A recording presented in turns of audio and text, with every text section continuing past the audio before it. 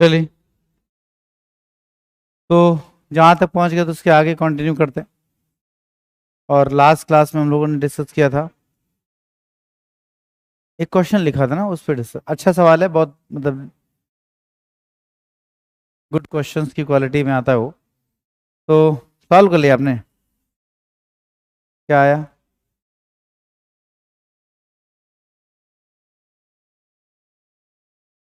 और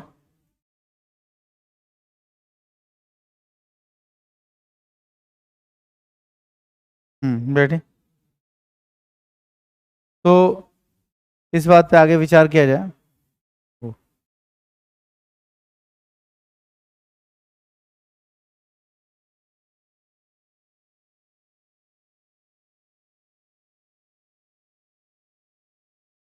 चलिए, तो क्वेश्चन था कि 17,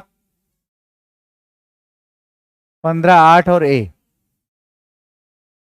ठीक है, ये आपको दिया गया कि 15, 8 एंड ए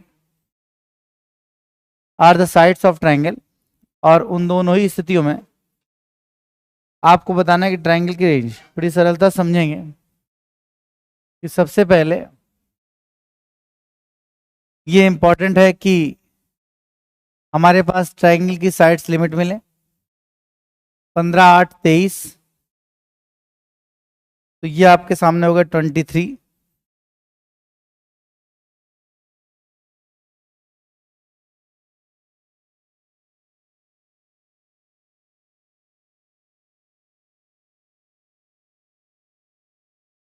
ये आपका होगा 23। अपेक्स लिमिट है, इससे छोटा होना पड़ेगा ए को, तभी पॉसिबल है कि ट्रायंगल बन पाए।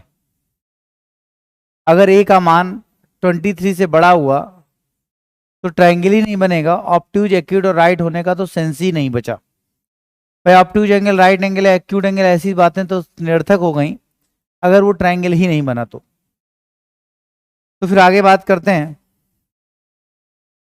कि यहां पर दोनों साइड्स का डिफरेंस दैट इज 7।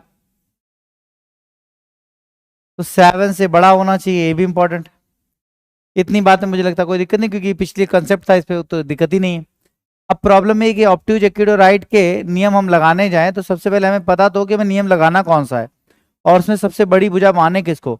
क्योंकि सबसे पहले जब तक हमें सबसे बड़ी भुजा डिसाइड नहीं हो पाएगी तब तक तो हम कुछ लगा ही नहीं सकते, क्योंकि सारा किल तो सबसे बड़ी भुजा का है। तो अगर ए के बारे में सोचो तो ए की कहानी स्टार्ट होती है 7 से थोड़ा ऊपर और 23 से पहले खत्म हो जाएगा। तो ए का मान परमानेंट बड़ा नहीं रहेगा और परमानेंट छोटा नहीं रहेगा।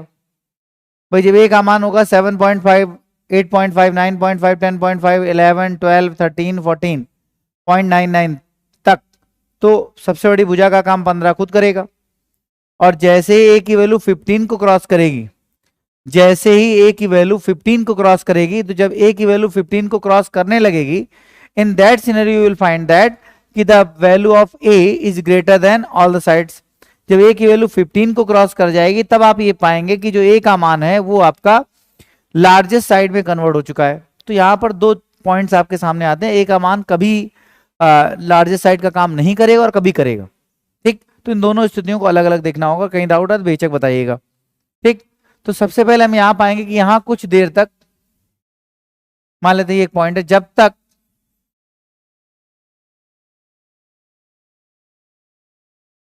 15 सबसे बड़ी भुजा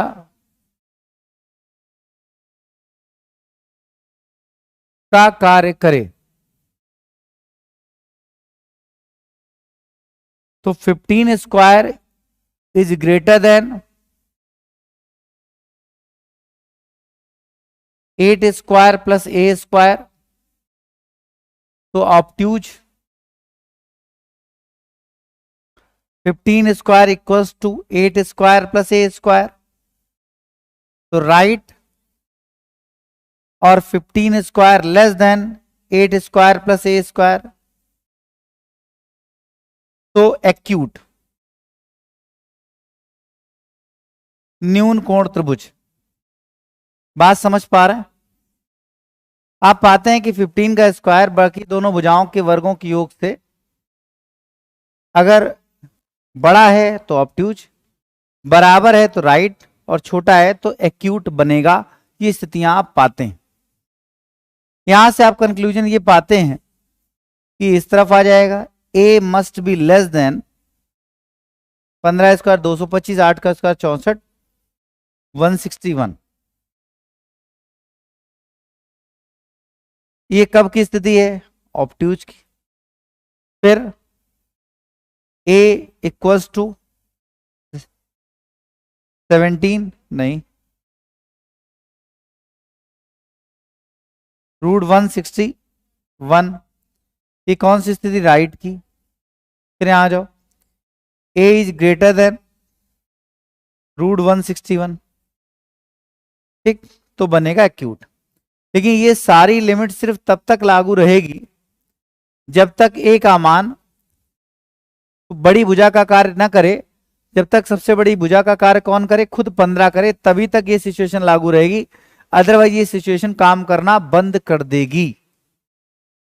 ठीक, नहीं आया? फिर दूसरा सिनेरियो आता है कि अगर 15 ने सबसे बड़ी भुजा का काम नहीं किया तो सबसे बड़ी भुजा का कार्य और कौन कर सकता है? तो हम पाते हैं कि सबसे बड़ी भुजा का कार्य यहां से यहां तक यदि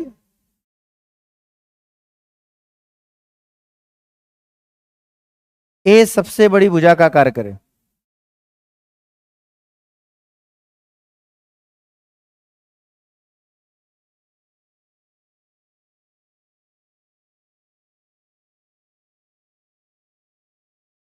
यदि ए सबसे बड़ी भुजा का कार्य करे, मतलब 15 सबसे बड़ी भुजा का कार्य करना बंद कर दे, तो अगर ए सबसे बड़ी भुजा का कार्य करे तो A square is greater than 15 square plus 8 square. ठीक है, तो ऐसी स्थिति में ऑब्ट्यूज, अगर A square is equal to 15 square plus 8 square, तो राइट एंगल ट्राइंगल, और A square less than 15 square plus 8 square, तो एक्यूट। ठीक है, सॉल्व करना स्टार्ट किया तो 17 आया। यहां से हमने पाया कि ए इज ग्रेटर देन 17, यहां से पाया ए इक्वल्स टू 17, यहां से हमने पाया ए लेस देन 17। इन तीनों ही स्थितियों को हम पाते हैं तो आपके सामने ये सिनेरियो मिलेगा। वापस आते हैं, तो अब हमने लिमिट्स मार्क करने का समय बनाया। 7 से बड़ी, लेकिन ये √161 एक पॉइंट मिला हमें, 7 से बड़ी और √161 से छोटी, मतलब ये जो रेंज है a is greater then 7 and less than √161, ये ऑब्ट्यूज एंगल को प्रदर्शित कर रही है। यहां पर हम ये पाते हैं कि जो आपके सामने सिनेरियो आता है वो आपका आता है ऑब्ट्यूज एंगल ट्राइंगल का। ऑब्ट्यूज एंगल ट्राइंगल, बात समझ पा रहे हैं? उसी तरह से ये आपका 17 का केस मिला, तो हम देख रहे हैं कि यहां से यहां √161 से बड़ा और 17 से यहां पर 17 से छोटा एक्यूट। तो ये आपका ए का मान √161 से बड़ा और 17 से छोटा, अपर लिमिट 17 से छोटा, तो यहां बन रहा है acute angle, ACTU, acute angle. ठीक, अब उसके बाद 17 से बड़ा लेकिन 23 से छोटा, यहां से यहां, तो हम पाएंगे a is greater then 17 and less than 23। तो यहां पर कुल मिलाकर हमारे सामने जो केस आता है वो आता है किसका? ऑब्ट्यूज एंगल का।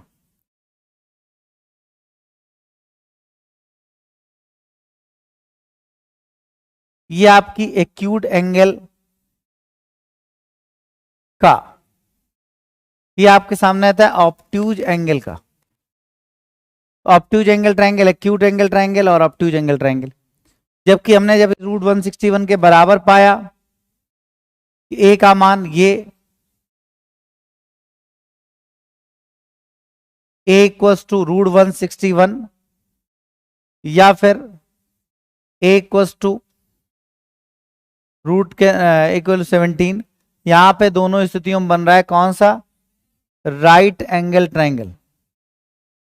हमारे पास ऑब्ट्यूज सॉरी हमारे पास ऑब्ट्यूज एंगल के दो लिमिट्स हैं, ये पहली ये दूसरी। हमारे पास एक्यूट एंगल की एक लिमिट है ये वाली, और हमारे पास लाइट एंगल के भी दो मान है, एक ये एक ये। तो ये और के साथ ए का मान या तो यहाँ या यहाँ ऑब्ट्यूज एंगल, ए का मान यहाँ एक्यूट एंगल, ए का मान या तो ये या फिर ये राइट एंगल बन सकता है। ठीक, इस पे जब प्रश्न पूछा जाता है तो इतना सॉल्व करने का टाइम नहीं होता, तो ऑब्जर्वेशन आप पकड़े फिर मैं इसको कंक्लूड करता हूं, एक बार सोच लें। ठीक, अब देखिए क्या सोचने के लिए कह रहा हूं। जब आपने ए यहां निकाला तो आपने देखा इसके स्क्वायर का डिफरेंस हुआ फिर अंडर रूट हुआ। ठीक, और जब आपने यहाँ ए का मान निकाला तो आपने देखा इसका इसका स्क्वायर हुआ और फिर उसका योग हुआ फिर उसका अंडर रूट हुआ। तो स्क्वायर करके जोड़ने पर अंडर रूट और स्क्वायर करके घटाने पर अंडर रूट निकलता है, और उसी से हमारे पास आप देख रहे हैं कि रूट 161 ये पॉइंट और ये पॉइंट मिलता है।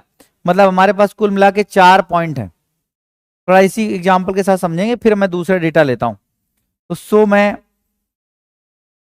कह सकता हूं, आप इसको ट्रिकी कहें या शॉर्ट मेथड कहें कुछ भी कहें, बड़ा सरल होगा कि क्या मान लेते हैं एक्स कॉमा वाई कॉमा ए, ये हमारी जानकारी ज्ञात करनी, ये हमारे नोन है। तो यहां क्या होगा x माइनस वाई, यहां पर क्या आएगा x प्लस वाई, यहां पर क्या आएगा x माइनस वाई, यहां पे क्या आएगा x प्लस वाई, फिर यहां क्या आएगा अंडर रूट के अंदर X square minus Y square. X बड़ा है मतलब जो बड़ा होगा उसी हिसाब से, छोटा होगा तो घटा देंगे पहले से मॉडुलस। फिर उसी तरह यहां से अंडर रूट के अंदर X square plus Y square. अब जरा विचार करिएगा तो हम कहेंगे यहां से यहां हमारा क्या मिलेगा, ऑब्ट्यूज एंगल ट्रायंगल, यहां से यहां भी हमें क्या मिलेगा, ऑब्ट्यूज एंगल ट्रायंगल, और यहां से यहां जो मिलेगा वो आपको मिलेगा एक्यूट एंगल ट्रायंगल। और इन दोनों ही परिस्थितियों पर राइट एंगल ट्रायंगल के सिनेरियोज पाए जाएंगे। बात समझ पा रहे हैं, कोई दिक्कत समस्या, कंफर्म है, कोई डाउट नहीं? अगर कहीं कोई डाउट नहीं तो थोड़ा ध्यान दीजिएगा। जैसे हमारा एक क्वेश्चन देखा हमने 15 8 कॉमा ए, जो हमने अभी सॉल्व किया, उसी के लिए हम एक बिंदु, दूसरा बिंदु, तीसरा बिंदु, चौथा बिंदु लगाएंगे। इनका अंतर 7, इनका योग 15 + 8 23, फिर अंडर रूट के अंदर 15 स्क्वायर माइनस 8 स्क्वायर, फिर अंडर रूट के अंदर 15 स्क्वायर प्लस 8 स्क्वायर। यहां पर आप पाएंगे रूट 161, यहां पर पाएंगे 17, और बस अब आप आंसर करने में कुछ ही सेकंड लगाएंगे कि इस रेंज में आपको यहां से बड़ा यहां से छोटा ऑब्ट्यूज, यहां से बड़ा यहां से छोटा एक्यूट, फिर उसके बाद यहां से बड़ा और यहां से छोटा फिर से ऑब्ट्यूज, और इन दोनों पर अपने आप आपको क्या मिल जाएगा। ठीक, आंसर क्योंकि लिखना तो होता नहीं तो ऑप्शन में दिखेगा तो आप टिक कर देंगे। ठीक, तो ये तो आपका हुआ। मान लो एक एग्जांपल और ले लेते हैं।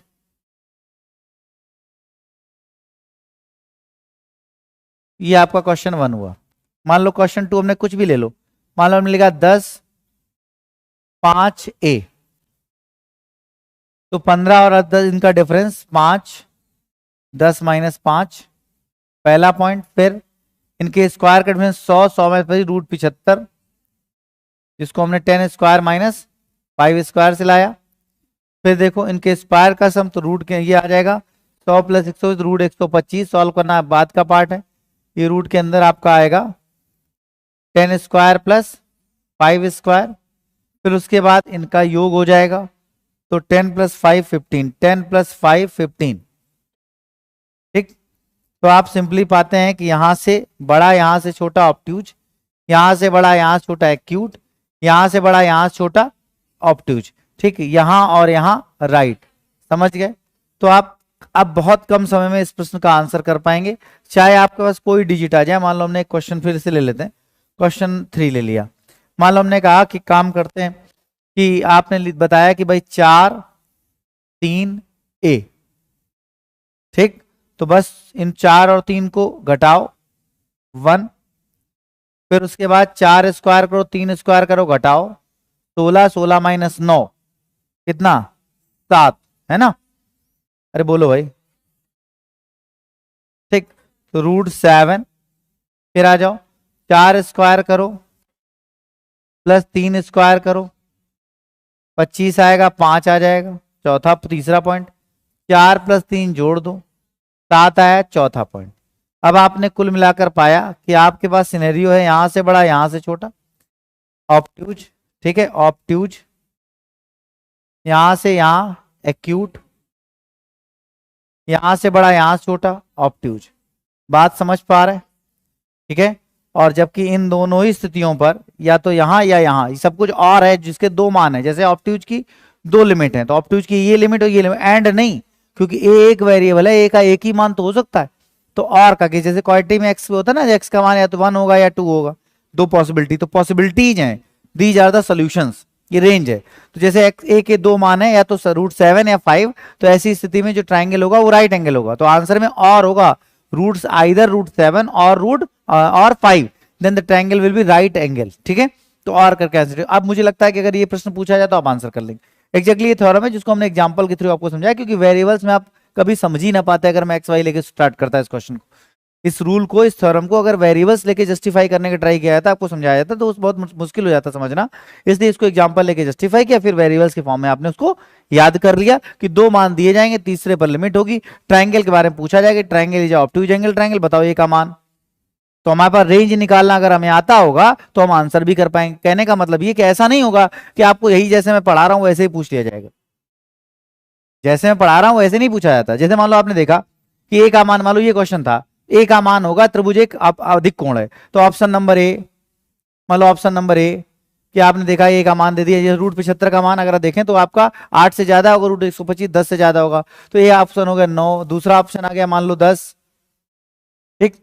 तीसरा ऑप्शन आपके पास मान लो आ गया 11। चौथा ऑप्शन आपके पास हो गया 13, ठीक। अब आपको पता है कि ऑब्ट्यूज या तो यहां बनेगा, या तो ए का मान √75 से कम हो और 5 से ज्यादा हो, या फिर ए का मान √125 है ना, जो कि 11 से ज्यादा है अप्रोक्सीमेटली, और 15 से कम हो, तो 11 से ज्यादा और 15 से कम, एक ही ऑप्शन अवेलेबल है। तो आपका यहाँ ऑब्ट्यूज, ऑब्ट्यूज के लिए ए का मान 13 होगा। वैसे तो एक ही अनंत संभावना है, लेकिन ए का मान ऐसे भी पूछ सकता है और ऐसे भी दे सकता है। तो ये आपके दिमाग में होना चाहिए, ये क्वेश्चन भी ये डायरेक्ट पूछा जा सकता है या फिर इस तरह देके पूछा जा सकता है। ठीक, तो मैं फिलहाल हटा रहा हूं, बट अगर आपको जो मेन लॉजिक है वो ये समझ गया पूरी बात।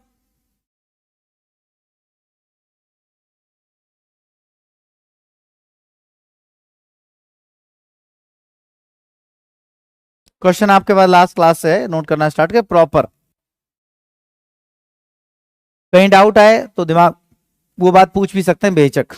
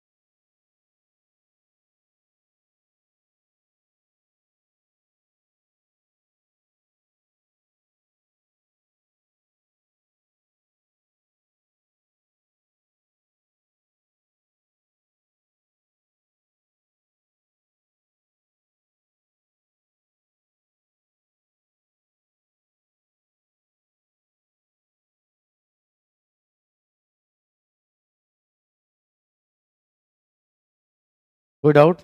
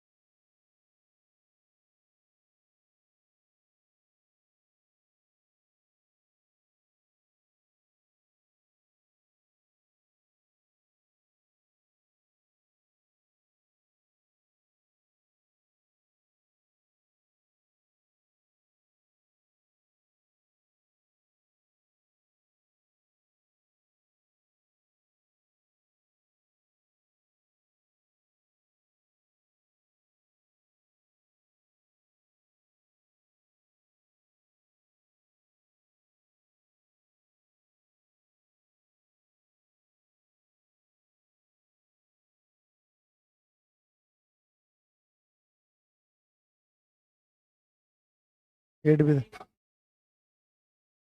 एट, नहीं नहीं, एट एट भी लिया था हमने उसमें। एट हटा दीजिए, एट नहीं होगा। दोनों सही होंगे फिर, हाँ।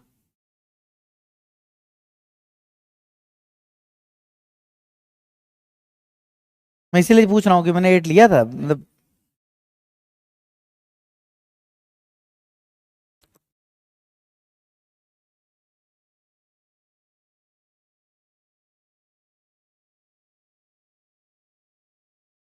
तो बैठे बैठे संघर्ष को जन्म देते हो।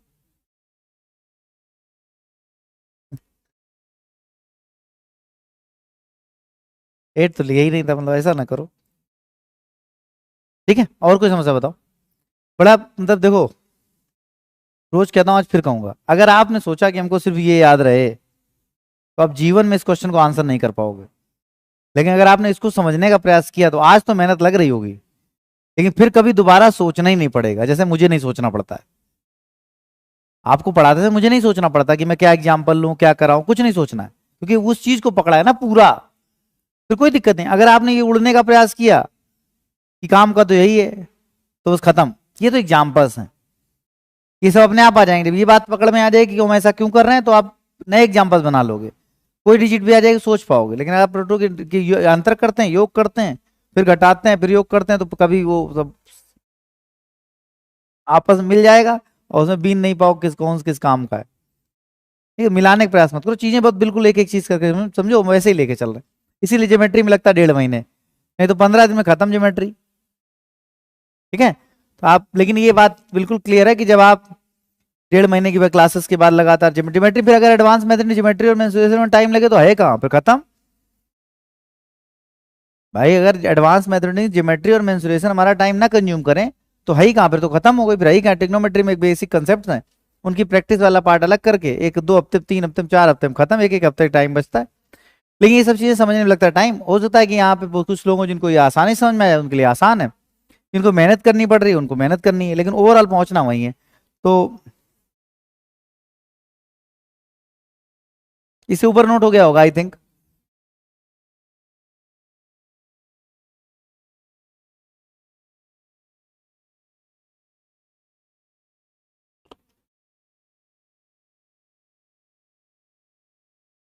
नंबर लाइन को फॉलो कर रहे हैं, नंबर लाइन में छोटा इधर रहता है, बड़ा उधर रहता है, इसलिए मैं छोटा इधर कर रहा हूँ, बड़ा उधर कर रहा हूँ, तो दिक्कत नहीं आएगी। स्टैंडर्ड मैथमेटिक्स को फॉलो करते हुए ऐसा लगेगा वैसा ही चल रहा है। अब छोटा उधर कर देंगे, बड़ा इधर रख देंगे, तो अब नंबर से नंबर लाइन को डिस्टर्ब कर दिया आपने, तो फिर नया कुछ सोचो। इंक्रीजिंग होती ना नंबर लाइन, इंक्रीजिंग होती, उसी बात के लिए छोटा में इधर रख रहे हैं बार बार।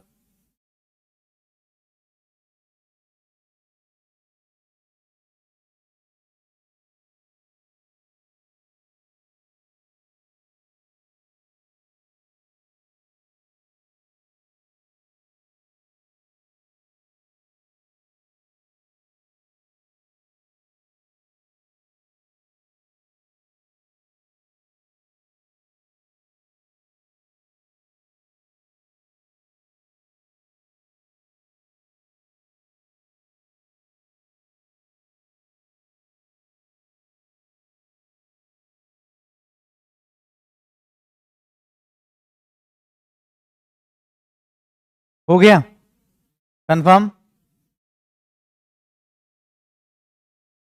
एक एग्जांपल और वो नोट कर लीजिए।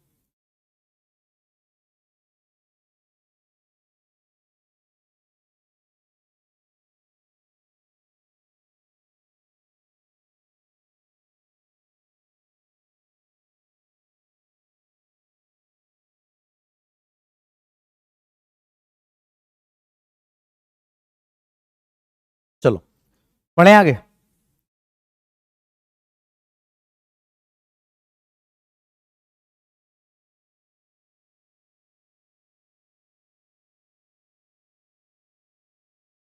अगला पॉइंट सिंपली जो है ट्राइंगल्स में अगली प्रॉपर्टी जो हमें उसकी कॉन्ग्रुएंसी और उसकी सिमिलरिटी समझ लेनी चाहिए पॉइंट टू पॉइंट। अभी एक पार्ट हमने समझा, next part is congruency and similarity, और फिर सिमिलरिटी की थ्योरम्स, और फिर हम वापस आएंगे कुछ छोटे छोटे पॉइंट जिनको सिद्ध किया जा सकता है कॉन्ग्रुएंसी या सिमिलरिटी के माध्यम से, तो उनको समझाते हुए बढ़ेंगे आगे। लेकिन सबसे पहले इसको बढ़ने से पहले हम कॉन्ग्रुएंसी और सिमिलरिटी आज समझ लेते हैं। कॉन्ग्रुएंसी बड़ा छोटा सा पार्ट है, बड़ा सरल सी बात है, और कॉन्ग्रुएंसी ऐसा इंपॉर्टेंट पार्ट है कि एग्जामिनेशन में आज से ही नहीं हमेशा से ही कॉन्ग्रुएंसी की थ्योरम को रूल्स बनाकर प्रश्न पूछा जाता है। अगर आप सीजीएल 22 के ही पेपर देखेंगे, मैं यूट्यूब पे इसमें सॉल्व भी करा रहा हूँ, और आप सभी को सजेशन है कि वो 25 क्वेश्चन 20-25 मिनट का टाइम होता है, आप स्वयं पीडीएफ भेजी जाती है टेलीग्राम पे, उसको सॉल्व कर लिया करें, और उसमें जो क्वेश्चन लगे देखने लायक तो उसको वीडियो क्लास अवेलेबल रहती है, देख सकते हैं, और आपको 25 के 25 सॉल्व हो जाते हैं, और आपको लगता है क्लास देखने की बिल्कुल जरूरत नहीं, मत देखिए।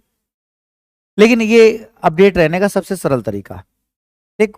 उसमें उस तरह हम बात कर रहे होंगे जिस तरह आप हमसे क्लास पढ़ते हैं, तो आपको ठीक भी लगेगा, और एक कनेक्शन है, कोई क्वेश्चन नहीं आपको समझ में आया तो आप क्लास के बाद आके भैया ये आपने बताया अभी तक क्लास, फिर भी नहीं आ रहा 2 मिनट बता दीजिए, तो वो ना वो एक साइकिल बनेगी बेटर। वैसे तो सोल्यूशन 10 तरीके से 10 किताबों में लिखे होंगे, 10 जगह मिल जाएंगे आपको, बट वो एक साइकिल पूरी नहीं हो पाती, तो दिक्कत ज्यादा आती। बात सब समझ रहे हैं? तो इसलिए वो काम कर लें, तो आप जब पेपर देखेंगे तो आपको दिखेगा कि जो मेंसुरेशन ज्योमेट्री में जो रूल्स ऑफ कॉन्ग्रुएंसी है जो मैं भी पढ़ाने जा रहा हूँ, उसमें प्रश्न मिलते हैं। प्रश्न की भाषा कुछ भी हो, पकड़ आप तभी पाएंगे जब आपने उस बात को पकड़ा होगा। तो हम थ्योरम्स को एक एक करके समझाते हैं, उनको समझिएगा, और उनकी लैंग्वेज में जितना मार्क करने की मन इच्छा हो वो मार्क करिएगा। सबसे पहली बात है कॉन्ग्रुएंसी होती क्या है। अगर आप एक एग्जांपल याद रखें तो बड़ा सरल है। जैसे एक आर्किटेक्ट था, मतलब एक इंजीनियर था जो बिल्डिंग बनाता है, उसने एक मॉडल तैयार किया कि ये एक बिल्डिंग बनेगी और एक प्रेमाइसेस बनेगा, जो एक स्ट्रक्चर पूरा तैयार किया गया। और मान लीजिए फॉर एग्जांपल अर्थ एकेडमी को जब बनाया गया होगा, जिस बिल्डिंग आप पढ़ रहे हैं, इसको जब स्ट्रक्चराइज किया गया होगा तो उसका 2D 3D सब हमने बनवाया होगा। तो जब 2D 3D डायमेंशंस में हमको एक प्रोटोटाइप मिला होगा, जिसको ऑटोटाइप या प्रोटोटाइप कहते हैं, मूल मॉडल, कि इस मॉडल के अकॉर्डिंग आपकी बिल्डिंग तैयार की जाएगी। इसमें अगर कोई परिवर्तन दिख रहा हो, ये इनर पार्ट है, ये आउटर पार्ट है, ये एलिवेशन है, एक्सेट्रा एक्सेट्रा, बहुत सारी चीजें, अगर आपको कुछ परिवर्तन दिख रहा हो तो बता दीजिए, तो उसमें छोटे छोटे चेंजेस कराए गए होंगे और फाइनल हुआ, मतलब एक थोड़ा फिलोसफी टाइप की बनाई है कि ऐसा मॉल बना होगा, तो उसको बना दे, वो एक मॉडल हमारे सामने तैयार हो। ठीक। आपने ओरिजिनली कभी ना देखा हो तो मूवीज वगैरह जो पुरानी पिक्चर होती है उसमें दिखा होगा तो ये मॉल यहाँ बनेगा, ये ऐसा होगा, नहीं देखा होगा, वो ठाकुर नाम का एक आदमी होता है। तो वो प्रोटोटाइप सोचिए, उस प्रोटोटाइप से एक बिल्डिंग बनाई गई, ठीक है। दोबारा बिल्डिंग बनी तो मैं उसी मॉडल को फिर रिप्रेजेंट कर दूं और मैं दूसरी बिल्डिंग भी वैसी ही बनाने का प्रयास करूं। तो the both buildings, original buildings are congruent to each other. इसी को कहते हैं सर्वांग समता, सभी अंग समान। और ये बिल्डिंग और ये मॉडल आर सिमिलर, समरूप।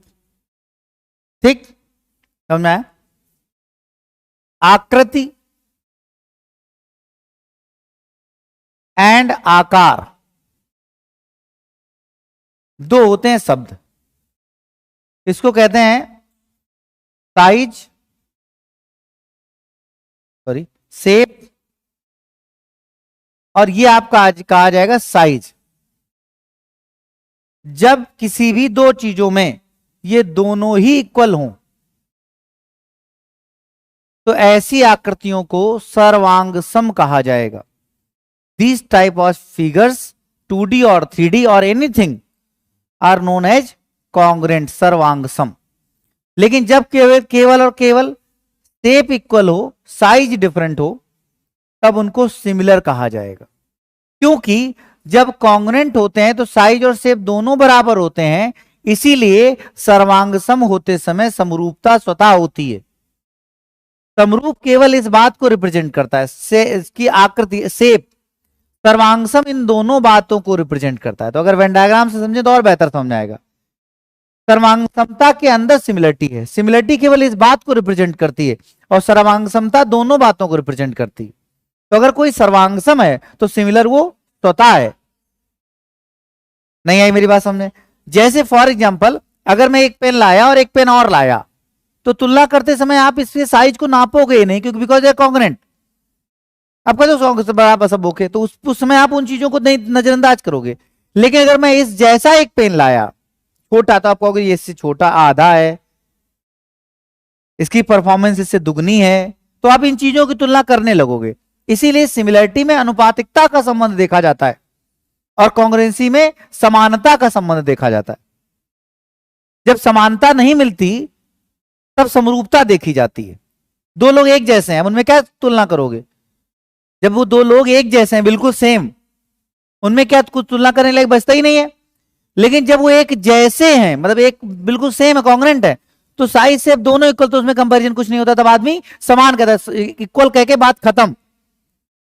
लेकिन अगर दो एक जैसी चीजें ना मिले तो फिर उसमें फिर भी कंपैरिजन किया जाता था कि देखो ये छोटा तो है लेकिन है वैसा ही वैसा, आधा है, 1/3 है, 2/3। क्लियर? इतनी बात समझ में आई? This is the difference between congruency and similarity. अगर किसी को डाउट हो तो बेशक हाथ उठाओ। अब अगला बात आता है, कॉन्ग्रुएंसी और सिमिलरिटी दोनों में ही जब तुलना कराई जाती है किसी भी फिगर में, तो एक शब्द आता है जिसको कहते हैं संगतता, करेस्पॉन्डिंग। एक शब्द आता है जिसको कहते हैं संगतता, करेस्पॉन्डिंग। तो करेस्पॉन्डिंग को ध्यान रखा जाता है। ठीक, कहने का अर्थ ये कि जैसे आप मेरे इन दोनों हाथों को देखें और आप ये कहें कि दे आर कॉन्ग्रुएंट। ठीक, तो कॉन्ग्रुएंसी होते समय हमेशा दे आर ओवरलैपिंग, हमेशा।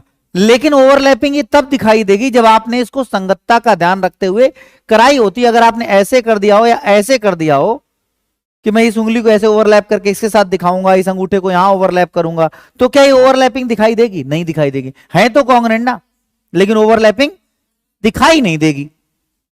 तो ऐसा नहीं है कि आप गलत साइड्स की तुलना कर लेंगे और आपको इक्वलिटी नहीं मिलेगी और आप कॉन्ग्रुएंसी खत्म कर देंगे ना। आप गलत तरीके से तुलना करेंगे तो कॉन्ग्रुएंसी की प्रॉपर्टी नहीं खत्म हो जाएगी। आप गलत तुलना कर रहे हैं, आप तुलना गलत कर रहे हैं। इसीलिए करेस्पॉन्डिंग देखना कॉन्ग्रुएंसी और सिमिलरिटी में मेन पार्ट है। आज तक एसएससी ने अगर इस क्वेश्चंस पर कभी भी फंसाया है तो सिर्फ करेस्पॉन्डिंग की बात पे ही फंसाया है। इस साल भी जो क्वेश्चन कॉन्ग्रुएंसी और सिमिलरिटी पे पूछे गए हैं उनमें अगर कुछ ध्यान रखने लायक था तो सिर्फ था संगतता, और कुछ ध्यान रखने लायक था ही नहीं, क्योंकि बाकी जो जरूरत है वो आपको ऑटोमेटिकली याद हो जाता है। भुजाएं समानुपातिक होती हैं सिमिलरिटी के बाद, ये पहला स्टेटमेंट और अंत तक ये कम से कम 100 बार आएगा, तो इसमें कोई गलत नहीं करता है अगर उसने ज्योमेट्री क्लास में बैठा भी है तो भी। ठीक, गलती होती है करस्पॉन्डिंग में। तो याद रखिए करस्पॉन्डिंग देखने में गलती ना हो। दोनों बिल्डिंग कॉन्ग्रुएंट है या सिमिलर हैं, आप मेन गेट का कंपैरिजन मेन गेट से करेंगे तो एक जैसे दिखाई देंगे। अब मेन गेट का कंपैरिजन क्लास के डोर से करेंगे तो कैसे सेम दिखाई देंगे? आप कहेंगे नहीं तो कॉन्ग्रुएंट तो नहीं है। तो आप गलत दरवाजा देख रहे हैं, ना कि ऐसा कि कॉन्ग्रुएंसी खत्म हो चुकी है। बात आप समझ पा रहे हैं? अब करस्पॉन्डिंग देखा कैसे, अभी सुनते जाइए, इसी पे अभी मैं बात करूंगा। करस्पॉन्डिंग देखा कैसे जाए? तो करस्पॉन्डिंग देखने का सबसे सही तरीका है डेटा। क्वेश्चन में दिया गया डेटा, क्वेश्चन में दिए गए डेटा साइड्स अपने सामने की भुजाओं को संगत बताती हैं। जैसे ए वाला एंगल अगर बी वाले एंगल से संबंधित, मतलब ट्रायंगल एबीसी है, मान लीजिए ट्रायंगल आपका एबीसी है, तो एक ट्रायंगल डीईएफ है। कॉन्ग्रुएंसी है, सिमिलरिटी कुछ भी है, और आपको बताया गया कि ये वाला एंगल इसके बराबर है, तो इसके सामने की साइड बीसी का संबंध इसके सामने साइड डीएफ से होगा। ठीक, ये नहीं कि बीसी नीचे ईएफ नीचे, ये सब फालतू बातें, नीचे ऊपर से कोई सेंस नहीं। फिर अगर इस कभी इस साइड का मान लो दूसरी केस, एक ट्रायंगल एबीसी एक दूसरा ट्रायंगल डीईएफ, सिमिलरिटी या कॉन्ग्रुएंसी दोनों में से कोई भी केस, लेकिन आपको संगतता देखने का जिक्र किया गया। तो अगर मान लो एसी साइड का संबंध ईएफ साइड से कर दिया गया कि एसी और ईएफ संबंधित हैं, तो एसी के सामने फिर एंगल बी, फिर ईएफ सामने एंगल डी से संबंधित होगा। अब संबंध क्या होगा इक्वालिटी का, वो एक अलग बात है, वो सब बात करेंगे आगे। इसी तरह साइड देने पर उनके सामने की जो है एंगल्स, और एंगल्स के डेटा देने पर उनके सामने की साइड्स एक दूसरे के साथ करस्पॉन्डिंग नेचर शो करती हैं, संगतता का संबंध प्रदर्शित करती हैं। समझ में आ रही बात? कंफर्म है? अगर आपके पास डेटाबेस में ये जानकारी उपलब्ध ना हो, जो मैं कह रहा हूं कि डेटाबेस में लिखा होगा कि एंगल जो ए है वो एंगल ई के बराबर है कि नहीं, ये उपलब्ध होगा, लेकिन अगर उपलब्ध ना हो तो नेमिंग करस्पॉन्डिंग पर जाया जाता है। अगर ये डेटा उपलब्ध ही ना हो कि कौन सा एंगल किसके बराबर है, सिर्फ ये कह दिया जाए कि triangle ABC is congruent to triangle EDF, तो नेमिंग करस्पॉन्डिंग मतलब ये अवेलेबल ही नहीं है, ठीक है, तो नेमिंग करस्पॉन्डिंग पर जाया जाता है। क्या? ए बी संबंधित होगा ईडी से, बीसी संबंधित होगा डीएफ से, और एसी संबंधित होगा ईएफ से। In the same way angle A संबंधित होगा एंगल ई से, एंगल बी संबंधित होगा एंगल डी से, एंगल सी संबंधित होगा एंगल एफ से। क्लियर? कोई दिक्कत समस्या? अगर ये भी सही से अवेलेबल नहीं है तो फिर फिगर पे जाते हैं कि फिगर कैसे बना। फिगर एबीसी बना है तो ए बी डी, लेकिन अगर फिगर में ऐसे होता ट्रायंगल एबीसी और इधर बना होता ट्रायंगल ई डी एफ और बाकी कुछ भी अवेलेबल नहीं, तो एसी का संबंध डी से होता और एंगल बी का संबंध एंगल एफ से होता। थर्ड लेवल है फिगर, क्योंकि पहले लाइन में जब आयोग पेपर बनाता है तो लिखता है कि the figure is not to be scale, they are not in the standard parameters. ऐसा कुछ भी नहीं कि आप फिगर को आधार मानेंगे, आपको रेखाएं ऐसे दिखी, ठीक, क्वेश्चन ने कहा दे आर पैरेलल, आप कह रहे हैं दिखाई तो नहीं दे रहा है, तो उसने पहले कह रखा होता कि they are not to be scale, उनको आप स्टैंडर्ड पैरामीटर नहीं मानेंगे। लेकिन ये तब तक जब तक डेटाबेस हमारा कुछ और कह रहा है। लेकिन अगर मान लीजिए डेटाबेस में लाइंस पैरेलल नहीं दी गई लेकिन हमें देखने में पैरेलल लग रही और हमें जरूरत है पैरेलल होने की, तो फिर आप उनको पैरेलल ले लेंगे। मतलब फिगर सबसे लास्ट अपॉर्चुनिटी है, ठीक। सबसे पहली अपॉर्चुनिटी डेटा है, दूसरी अपॉर्चुनिटी नेमिंग है, तीसरी अपॉर्चुनिटी फिगर है। इस पैटर्न पे अगर आप चलेंगे तो करस्पॉन्डिंग में या कभी भी किसी फिगर में कोई गलती नहीं करेंगे। आप सॉल्व करते करते अनुभव के आधार पर देखेंगे कि कई बार समांतर नहीं कहा गया होगा, लेकिन हम कहते कहते कह देंगे कि समांतर होंगी। पहली बात तो दिख रही होंगी, दूसरी बात बिना उनके प्रश्न ही नहीं शुरू होगा, तो कैसे बिना समांतर के काम चल जाएगा। तो करस्पॉन्डिंग कुछ कुछ ऐसे देखा जाता है। इतना बात अगर ध्यान रखें तो इसके आगे जो मैं लिखाने वाला हूँ सब फालतू है। अरे मतलब वो इसलिए फालतू को सिर्फ फैक्चुअल है ना, मतलब वो आप याद है, वो आप याद हो ही जाएगा, याद कर भी लोगे और तो याद रहेगा। भूलता आदमी यही है, गलती वहीं करता है।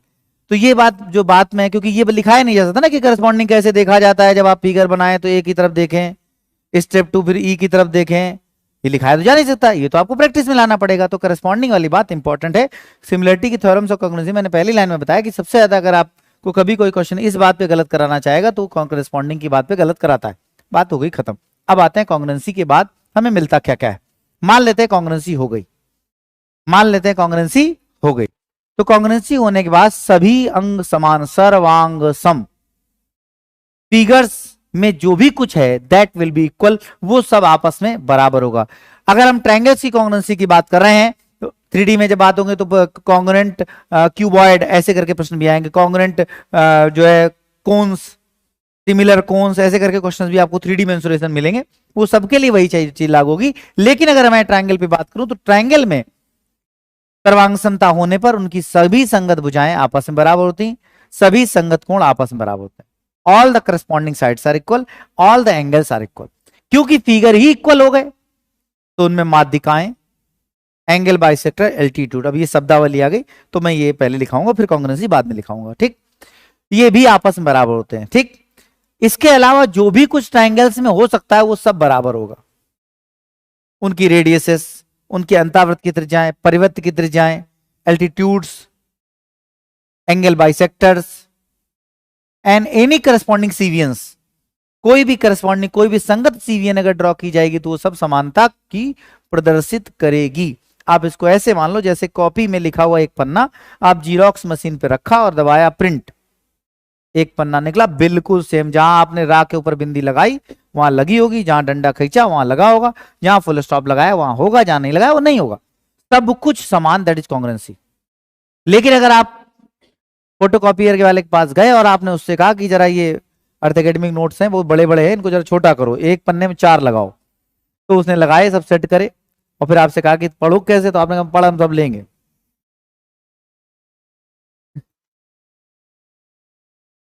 तो उसने कहा आंखें खराब हो जाएंगी, वो हम सब सही करा लेंगे, लेकिन अभी 50 पैसे बचने चाहिए, बाद में आंखें आंखें हम अपना सही करा लेंगे, वो हमारा अपना चैप्टर है। ठीक है, तो वापस आते हैं। तो नहीं, हम बच्चों को देखते हैं कभी कभी, तो हमारा नजर रहता, तो एग्जाम्पल आ गया भाई साहब, बाकी आप बुरा मत मानिएगा। तो क्या हुआ कि हमने आप उस पे पास गए, हमने उससे कहा कि this is the print out, notes हैं और उसको आप फोटो कॉपी कर दें। तो उसने कहा कि ठीक है, क्या करना है, बोला ऐसा करो, एक्स एक्सेस वाई एक्सेस दोनों को आधा करो, मतलब एक पन्ने में 2 आएंगे। ठीक, कोई बात नहीं, हमें क्या दिक्कत। उसने तुरंत 50% का आंकड़ा लगाया और प्रिंट किया। तो अब क्या होगा, अब होगा ये कि जो आपका ए इतना बड़ा बना है वो इतना बड़ा हो जाएगा, ठीक है, फॉन्ट छोटा हो जाएगा। तो मान लेते हैं, बड़ा प्रैक्टिकल एग्जांपल है, सिमिलरिटी कभी नहीं भूलोगे अगर आप इन बातों को ध्यान रखोगे, नहीं तो बस जीवन भर पढ़ते रहो। ये आपका अगर मान लेते हैं 2 सेंटीमीटर का है, तो अगर आपने 50% किया है तो ये आपका 1 सेंटीमीटर का बचेगा। लेकिन सिर्फ हाइट ही नहीं, ये गैप अगर आपका मान लेते हैं 5 mm का है, 5 mm, तो ये आपका 2.5 mm का बचेगा। अब की यू वाली डंडी अगर मान लेते हैं 1 mm की है, तो ये वाली डंडी बीच वाली, इसकी जस्ट आधी 0.5 mm की बचेगी, क्योंकि आपने पूरे फिगर को 50% का। कुछ समझ पा रहे हैं मेरी बात? तो क्या होता है सिमिलरिटी में, जब 2 फिगर सिमिलर होंगे तो उनमें आधा तो सब कुछ आधा, 1/3 तो सब कुछ 1/3, और 2:3 तो सब कुछ 2:3। तो इसको क्या कहते हैं, अनुपातिकता। This is known as corresponding figures are proportional. इसको कहते हैं प्रोपोर्शनलिटी, कि अगर एक भुजा में जो अनुपात होगा वही अनुपात सभी भुजाओं में पाया जाएगा, माध्यिकाओं में पाया जाएगा। ठीक, तो इन बातों को ध्यान रखेंगे। उसके पहले कुछ बातें समझिए, फिर लिखना स्टार्ट करें। देखो, एक ट्रायंगल है आपके पास, जिस ट्रायंगल का नाम एबीसी है, उसमें अगर इस पॉइंट को मिड पॉइंट माना जाए, ठीक है, जिसका नाम हम एम रख दें या जो चाहें आप रख दें, ठीक है, मान लो हमने डी रख दिया, तो ए डी इस ट्रायंगल की मीडियन कहलाती है, माध्यिका कहलाती है। तो जहां जहां पर मीडियन या माध्यिका शब्द का प्रयोग किया जाए, उसका अंडरस्टूड मतलब होगा कि आपने शीर्ष से सम्मुख भुजा के मध्य बिंदु को मिलाया है। यह काम 3 बार किया जा सकता है।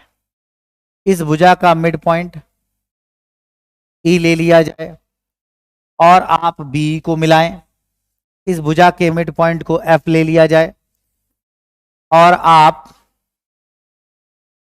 सी एफ को मिलाएं, तो उसी तरह से बी एंड सी एफ जो हैं वो भी आपकी क्या है, माध्यिकाएं कहलाएंगी।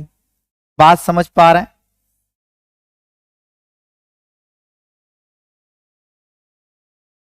बोलो, बात समझ में आई या नहीं? कोई दिक्कत समस्या हो तो हाथ उठाओ। इनके इंटरसेक्शन पॉइंट को सेंट्रोइड करते हैं, बट वो केंद्रों की जब बात आएगी तब बात करेंगे। अगर आप मीडियंस वाली याद रखेंगे बात, तो अपने आप हमें वहां उसका समय बचाना होगा, बच जाएगा अपने आप। दूसरी बात, कोई ट्रायंगल है, इस ट्रायंगल एबीसी में आपने यहां पर एक ऐसी लाइन ड्रॉ की जिससे ये कहा कि कोण समद्विभाजित करते हुए चले जाना। बोले आगे सामने वाली भुजा से कोई मतलब नहीं, बोले ना, तुम्हारा सिर्फ एक काम है, समद्विभाजित करना to the angle, angle bisection. तो ऐसी कंडीशन में कहीं भी कट करे, यहां पर डी मिड पॉइंट नहीं होगा, क्या पॉइंट हो कोई मतलब नहीं आपको। इसका एक काम है, सिर्फ एंगल को बाइसेक्ट करते हुए आना, that is known as angle bisector. तो एडी आपका क्या कहलाएगा, एंगल बाइसेक्टर, जिसे आप कहेंगे कोण समद्विभाजक, कोण समद्विभाजक।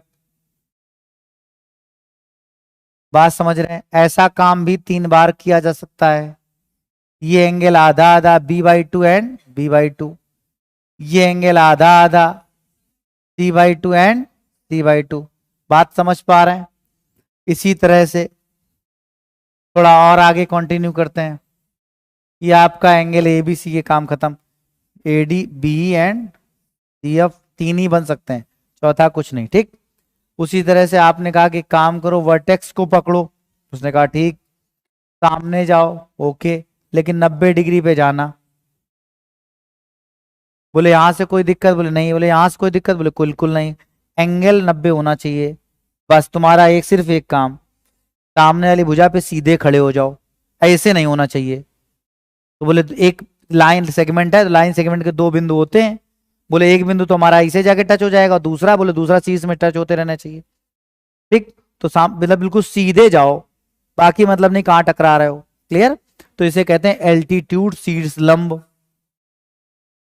एडी ऐसी स्थिति में एल्टीट्यूड या शीर्ष लंब कही जाएगी।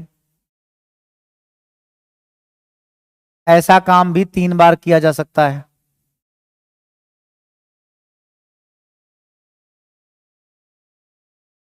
ऐसा काम भी 3 बार किया जा सकता है, AD B and C F.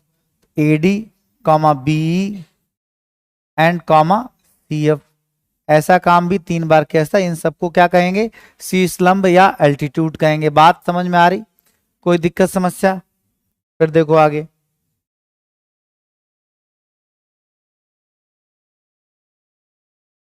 एक ट्रायंगल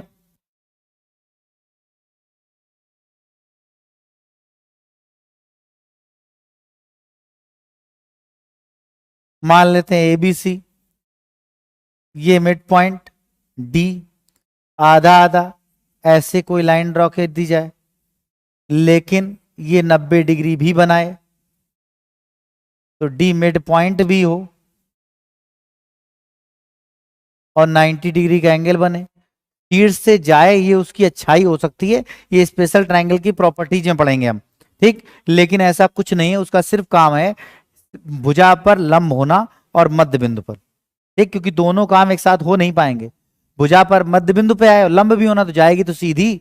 अब संयोग से उसके सामने पड़ जाए तो अच्छी बात। ठीक, तो वो आइसोसेलेस ट्रायंगल, इक्विलेटरल ट्रायंगल जब हम बात पढ़ेंगे तो ये बात वहीं वापस आएगी। तो इससे हम कहते हैं, इसी ये जो लाइन है, ये लाइन होती है एग्जैक्टली, लाइन सेगमेंट नहीं होता है, इसलिए इसको लाइन L1 मान लो, नाम दे दें। ये आपका भुजा का लंब समद्विभाजक है, लंब सम द्विभाजक है। ठीक है, ऐसा काम भी 3 बार किया जा सकता है, यहां पर और मान लीजिए इसके मध्य बिंदु पर लंब। ठीक है, अभी ये ई और ये एफ, तो ये भी मिड पॉइंट है और ये भी आपका मिड पॉइंट है। तो ऐसी कंडीशन में भुजा का ये आपकी मान लेते हैं, ये आपकी L2 हो गई और ये आपकी L3 हो गई। ठीक है, तो L2 एंड L3 ये सभी क्या है? भुजा के लंब समद्विभाजक, परपेंडिकुलर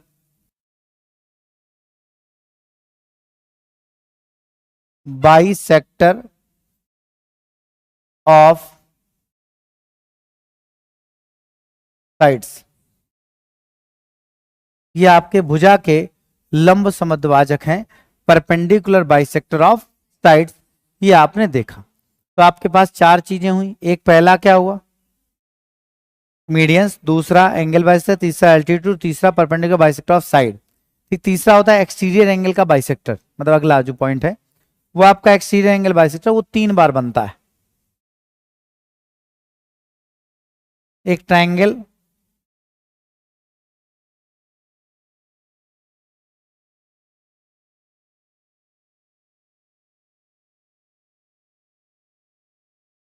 जैसे ये एक्सटीरियर एंगल है, इसका बाइसेक्टर ड्रॉ कर दिया जाए। ठीक है, ये थीटा थीटा हो जाए और यहां ड्रॉ करें, ये आपका फाई फाई हो जाए। तो ऐसा 3 बार हो जाएगा, यहां भी तो हो जाएगा और यही पीछे चला जाएगा और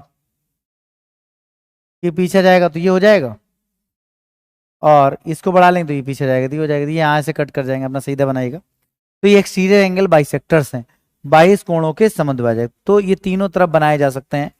क्लियर? तो ये ट्रायंगल में और हमें देखने को मिलता है एक्सटीरियर एंगल बाइसेक्टर का केस।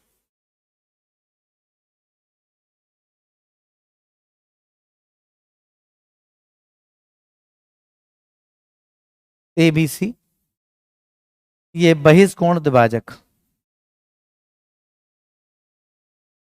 कोण द्विभाजक,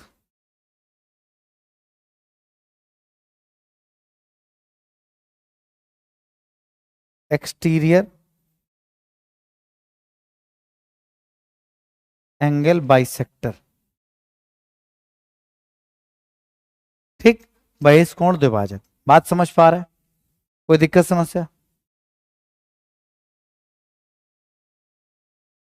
आगे पढ़ने से पहले आप इन फिगर्स को बना लें। ठीक, कोई लैंग्वेज नहीं है कि क्या लिखना है, कुछ नहीं लिखना है, बस फिगर बना लेंगे, फिगर में ही पर्याप्त मार्क है।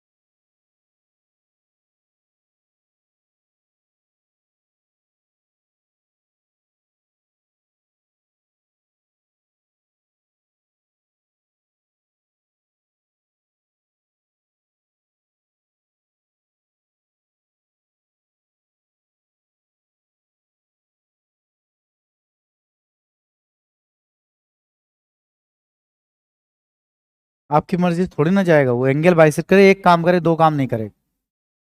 साफ बात।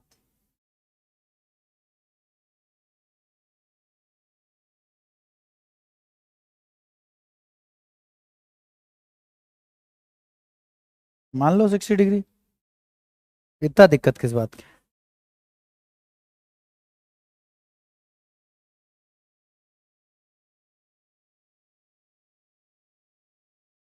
समझ गया ना?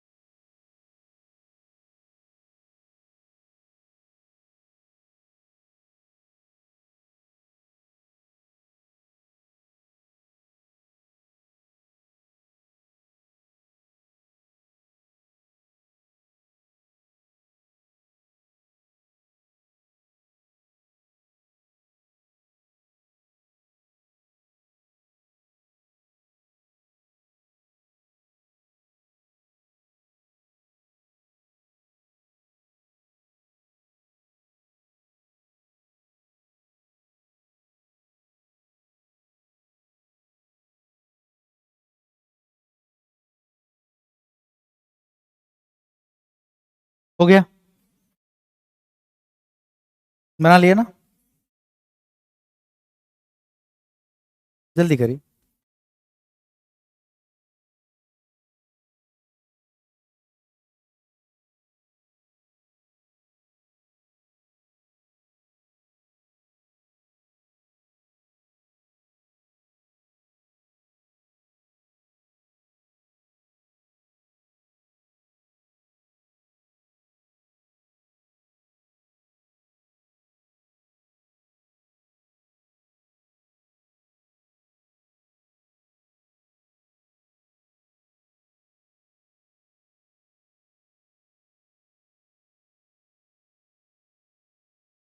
अब आइए कॉन्ग्रुएंसी पर, जैसे जो जो बातें हमने करी उसके बाद सर्वांग समता, ट्रायंगल एबीसी और ट्रायंगल डीएफ अगर आपस में सर्वांग सम पाए गए तो उनके मध्य में ये साइन लगाया जाता है और मान लेते हैं कि ट्रायंगल आपस में सर्वांग सम हमें मिलते हैं। तो अगर हमें ये पाया जाता है कि triangle ABC is congruent to triangle DEF, ये साइन इक्वलिटी वाला आकार के लिए होता है और ये सिमिलरिटी वाला आकृति के लिए होता है। कॉन्ग्रुएंसी से लगाते समय दोनों साइन एक साथ लगाए जाते हैं क्योंकि आकृति और आकार दोनों समान होते हैं। ठीक, तो जब ऐसा हो जाता है तो ऐसी कंडीशन में उनकी सभी भुजाएं, जैसे ए बी, फिलहाल मैं मान लेता हूं कि ए बी और डी बराबर, क्योंकि हमारे पास कोई डेटा नहीं है। ठीक, कॉमा बी सी जो होगी वो आपकी ई एफ के बराबर होगी, कॉमा ए सी जो होगी वो आपकी डी एफ के बराबर होगी। पहली बात, जो एंगल ए होगा वो एंगल डी के बराबर होगा, कॉमा एंगल बी जो होगा वो एंगल ई के बराबर होगा, एंगल सी जो होगा वो आपका एंगल एफ के बराबर होगा। समझ में आया? तो ऐसी कंडीशन में त्रिभुज की भुजाएं आपस में बराबर, कोण भी आपस में बराबर होते हैं।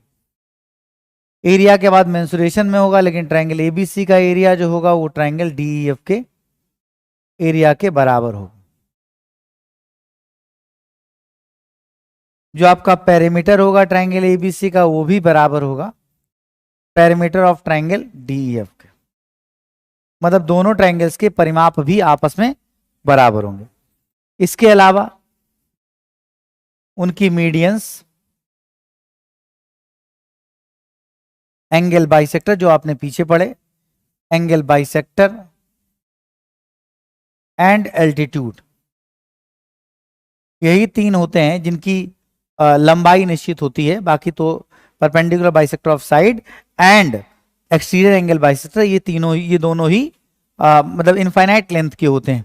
जो एक्सटीरियर एंगल बाइसेक्टर वो एक रे है जो एक सेंटर पॉइंट से निकलती है ना, और जो रे ही तो है, एक्सटीरियर एंगल से निकल के आगे बढ़ती चली जाती, और परपेंडिकुलर बाइसेक्टर ऑफ साइड वो दोनों तरफ बढ़ सकता है, वो लाइन है, तो उनकी लंबाई निश्चित नहीं होती, इस वजह से उनके बराबर होने का कोई सेंस नहीं बचता। ठीक, इसके अलावा जो भी आप बना सकते हैं वो सब बराबर होता है।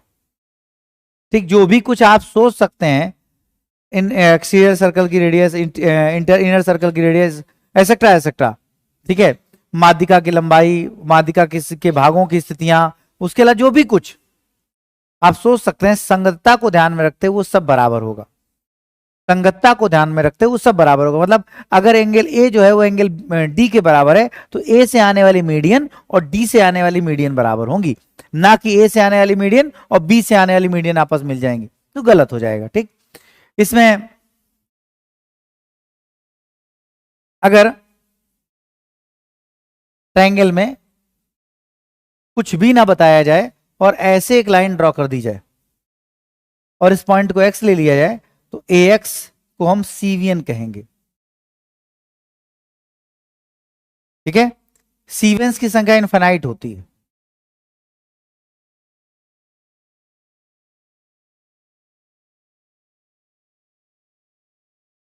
जितनी चाहो उतनी खींच लो। सीवियन के बारे में सिर्फ इतना ही बताया गया है कि हर वो लाइन सेगमेंट सीवियन कहलाता है, सीवियन कहलाता है, जो कि वर्टेक्स से अपोजिट साइड पर किसी बिंदु पे जाके मिल जाए, बस वर्टेक्स से चले और अपोजिट साइड को कहीं मिल जाए, ये वाली ये वाली ये वाली, सब सीवियन है।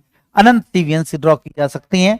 इससे कहा जा सकता है कि altitude, angle bisector, medians, all the sides, all the line segments are cevians. वो सभी सीवियन ही तो हैं, बट वो स्पेशलाइज्ड सीवियन है। वो सभी स्पेशलाइज सीवियन है। लेकिन सीवियंस क्या है कि किसी भी ट्राइंगल में वर्टेक्स, जब हम मास पॉइंट ज्योमेट्री की बात करेंगे तो हम सीवियन की वापस बात करें, उसके अलावा कहीं जरूरत नहीं पड़ता, वहां जरूरत पड़ेगा। तो किसी भी ट्राइंगल में वर्टेक्स से अपोजिट साइड के किसी भी पॉइंट को मिलाने वाली रेखाखंड को हम सीवियन कहते हैं। क्लियर? हिंदी में कोई शब्द नहीं, इंग्लिश हिंदी दोनों में ही सीवियन ही पढ़ा जाता है। ये बना लीजिए एक फिगर और उसके बाद आगे कॉन्ग्रुएंसी के बारे में लिखना स्टार्ट करेंगे। किसी त्रिभुज में अनंत सीवियंस पॉसिबल हैं। Infinite cevians are possible in a triangle.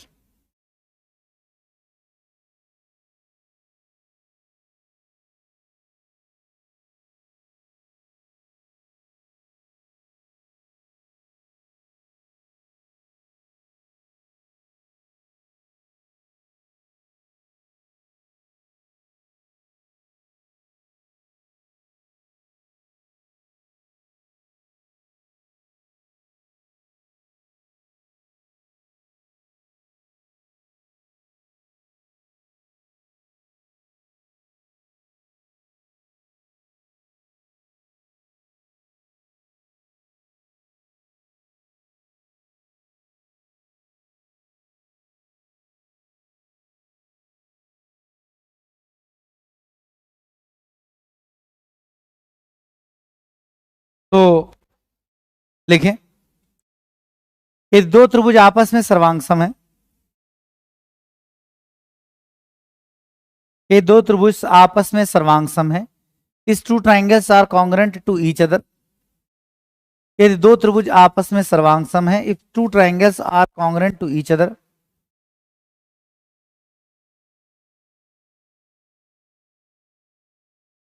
तब तब उनके सभी संगत भाग आपस में बराबर होते हैं।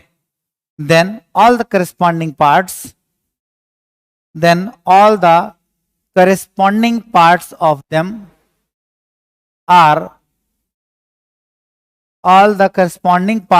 them are congruent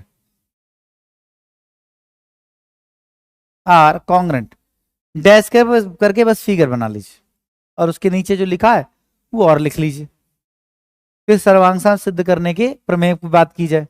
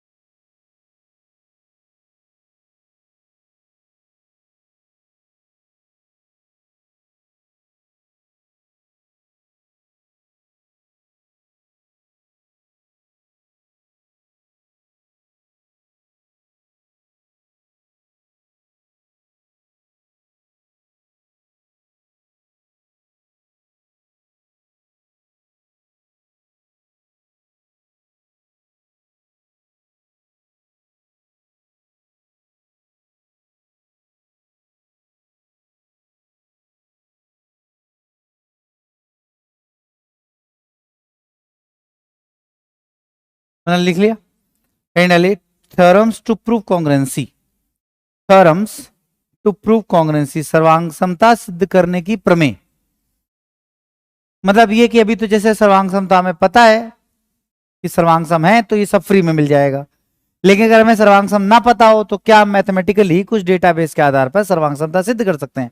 कहने का इतना सा मतलब है कि जैसे जैसे मान लेते हैं कि आपने इस मेरे दोनों हाथों को देखा और कहा कॉन्ग्रेंट है, तो क्या आपने हर चीज देखी? क्या ये भी देखा, फिर ये भी गिना, क्या मिलाया, सब कुछ मिलाया? नहीं, आपने लगभग लगभग देखा। तो कुछ तो एक ऑब्जर्वेशन होगा जो ये डिसाइड कर दे कि कॉन्ग्रेंट है। ठीक है, तो ट्रायंगल्स के ऑब्जर्वेशन में ऐसा कितना मिनिमम डेटा है, मैक्सिमम नहीं मिनिमम, मैक्सिमम तो सब कुछ मिल जाए बढ़िया काम खत्म, मिनिमम डेटा क्या है which decide the triangles are congruent, that is known as theorems. Theorem किसी बात को सिद्ध करने का वो उपाय है जो मिनिमम डेटा के साथ बताता है कि that is the single possibility, that is the single possibility. इसको एक पेन कहा जा रहा है, इसके कुछ मिनिमम पैरामीटर्स होंगे और डिसाइड कर दिए कि देखने में ऐसा लगता है, इस तरह का एक ढक्कन होगा, इतना लंबाई होगी, तो इसको हम पेन कहेंगे। ठीक, तो देखते ही आप बताते हैं कि दिस इज द पेन, इसके अलावा इसकी कोई अनदर पॉसिबिलिटी नहीं है। इस तरह जोड़िए, तो ट्रायंगल्स में मिनिमम ऐसा क्या देख लिया जाए जिससे डिसाइड हो जाए कि इनको ट्रायंग पर कॉन्ग्रेंट ही होना पड़ेगा, otherwise this is not possible कि ये ऐसा डेटा रख पाए। मतलब ये सारे फिगर रखता हो कि इस तरह कैप भी हो, ऐसे देखने में लगता हो, चलता भी हो, और फिर भी इसको पेन नहीं कहा जाए, तो ये संभव ही नहीं है। इसी तरह ट्रायंगल्स की कॉन्ग्रेंसी देखते समय कुछ मिनिमम ऑब्जर्वेशंस हैं जिनके होने के बाद उनको कॉन्ग्रेंट ही होना पड़ेगा, इसीलिए वो रूल बन जाता। मैथमेटिक्स में वो ऑब्जर्वेशन जिसका एक सिंगल पॉसिबिलिटी है वही नियम है, और एडवांस मैथमेटिक्स ज्योमेट्री में उसको थ्योरम कहा जाता है। ठीक, तो देखो सबसे पहली थ्योरम टू कॉन्ग्रेंसी में सबसे पहली थ्योरम आती है S S S, side side side.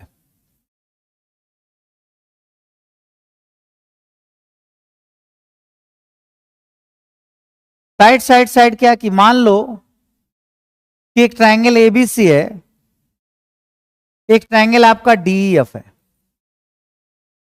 आपको ये बता दिया, मैं कोई लैंग्वेज नहीं दिखाऊंगा, जो फिगर बना रहा हूं इन्हीं में सब कुछ मार्क करूंगा, बस यही बनाने होंगे बाद में। पहली रूल बना आपका एसएसएस की कॉन्ग्रुएंसी, जो बताती है कि ट्रायंगल एबीसी और ट्रायंगल डीईएफ में आपने ऑब्जर्व किया और ये चेक करने पे पता चला या दिया गया है कि एबी बीसी, ए बी बराबर डी और या बी सी बराबर ई एफ। अभी मैं फिगर से करस्पॉन्डिंग देख रहा हूं और ये मान रहा हूं कि दे आर करस्पॉन्डिंग, क्योंकि और कोई डेटा हमारे पास नहीं है। ठीक, जब होगा तब उस तरह काम करेंगे। ए सी बराबर डी एफ, और अगर ये तीनों बराबर पाए गए तो आपके पास क्या विकल्प है? तो आप जानते हैं सिर्फ तभी संभव है जो triangle A B C congruent हो जाए ट्राइंगल डीईएफ के।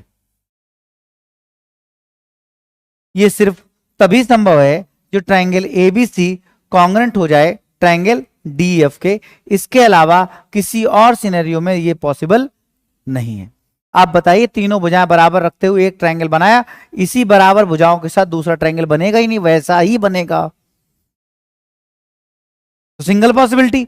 इसीलिए इसको देखते ही तुरंत कह दिया जाएगा कि ट्रायंगल कैसे होंगे, कॉन्ग्रेंट होंगे, अदरवाइज कोई भी पॉसिबिलिटी पॉसिबल नहीं। आप दो ऐसे ट्रायंगल जिनकी भुजाएं समान हो अलग अलग तरह के नहीं बना सकते। मैं कह दूं 4 5 6 और फिर मैं दोबारा कह दूं 4 5 6, बना के दिखाओ दो अलग अलग ट्रायंगल एक ही जैसे बनेंगे, तो that will known as congruent. समझ गए? इसीलिए वो नियम है। थोड़ा और देखते हैं आगे, एक दो दो नियम करके चलते हैं। या दूसरी रूल, दूसरी पॉसिबिलिटी आती है ए एस ए या ए एस या एस ए। इसीलिए इसमें सीक्वेंस इंपॉर्टेंट ही नहीं होता है। ये बताता है दो एंगल और एक भुजा, two sides and one, two angle and one side. तो आपको बताया गया कि मान लो दो एंगल बराबर हैं, एबीसी में ये वाला अगर थीटा है और ये फाई है, तो ट्रायंगल दूसरे वाले में भी ये पाएगा कि ये आपका थीटा है और ये फाई है। ये अगर आपकी x सेंटीमीटर है तो ये भी आपकी x सेंटीमीटर पाई गई, और आपने कहा कि ये आपका d है, ये आपका e है और ये f है। तो क्या आप ट्रायंगल एबीसी कॉन्ग्रेंट कहेंगे? बिल्कुल कहेंगे, क्योंकि हमने यहां पाया है कि एंगल b बराबर एंगल e के, एंगल c बराबर एंगल f के, एंड BC बराबर EF के। तो हमने देखा है कि वहां पर दो कोण बराबर हैं और एक भुजा बराबर है, तो ट्रायंगल एबीसी को ट्रायंगल डीईएफ के कॉन्ग्रुएंट होना ही पड़ेगा, इसके अलावा कोई विकल्प नहीं है। सीक्वेंस इसलिए इंपॉर्टेंट नहीं है क्योंकि ट्रायंगल के तीनों कोणों का योग 180 अंश होता है। अगर दो एंगल बराबर हो गए तो तीसरा अपने आप बराबर हो जाएगा। आप सोच के देखिए, x सेंटीमीटर 30 डिग्री 60 डिग्री आप जब बनाओगे तो ऐसे जाके मिलेगा। x सेंटीमीटर, ये 30 60 तो ऐसे ही तो बनेगा। तो अगर मान लो ये वाला एंगल ना देकर ये वाला दे भी जाए तो तीसरा तो अपने आप बराबर होगा, because third angle is automatically equal.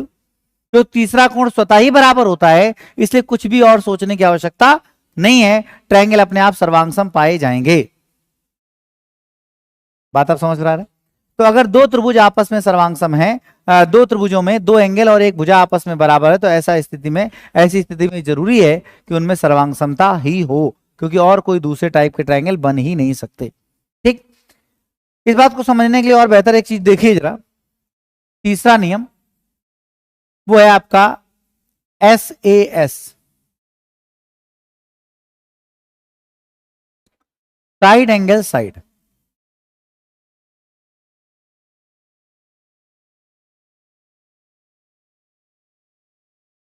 Side angle side में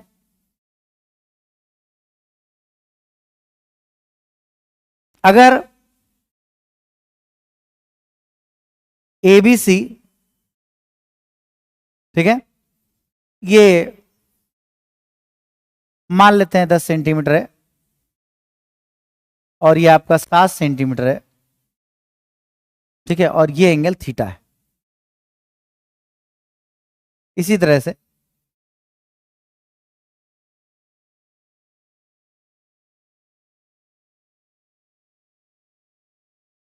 DF आप बनाने गए, ये थीटा पाया गया, ये 10 सेंटीमीटर है, ये 7 सेंटीमीटर। आपने कहा अब और कुछ बन ही नहीं पाएगा, तो ट्रायंगल अगर ABC और कॉन्ग्रुएंट होंगे ट्रायंगल DF के, जरूरी है AB बराबर हो DE के, एंगल A बराबर हो एंगल D के, और AC जो है बराबर हो DF के। और अगर ये स्थिति पाई जाती है तो ऐसी स्थिति में दोनों त्रिभुज आपस में सर्वांगसम होंगे। लेकिन इसी के साथ नोट पॉइंट में दिमाग में रखिएगा कि ASS या SSA are not correct. Congruency सिद्ध करने के लिए अगर सीक्वेंस में दो साइड और एक भुजाएं, तो उनका यही सीक्वेंस आवश्यक है। अगर ये नहीं मिला तो सर्वांग समता नहीं होगी। हो सकती है, हो सकती के लिए मैथमेटिक्स में कोई स्थान नहीं है, वो क्वेश्चन है। पॉसिबिलिटी के लिए मैथमेटिक्स में क्वेश्चन है, ठीक, पॉसिबिलिटी के लिए रूल नहीं होता है। नियम वो है जो हमेशा हो। तो यहां पर जब सीक्वेंस नहीं फॉलो होता है तब कॉन्ग्रुएंसी होगी या नहीं होगी, ये डिसाइड हो पाता है बनने के बाद, और बना बनाया तो दिया नहीं जाएगा। तो उस कंडीशन में अगर दिख रहा हो कि ये तो हो ही रहा है तब अलग बात है।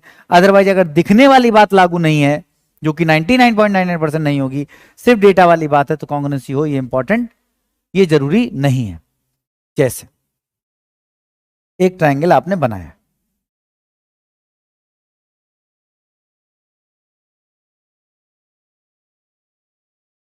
ये आपने ली 10 सेंटीमीटर। आपने कहा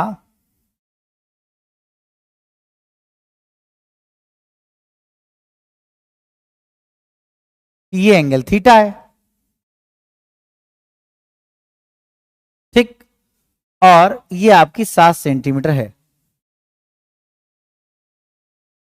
ठीक। और दूसरे ट्रायंगल में ये एंगल बराबर नहीं है।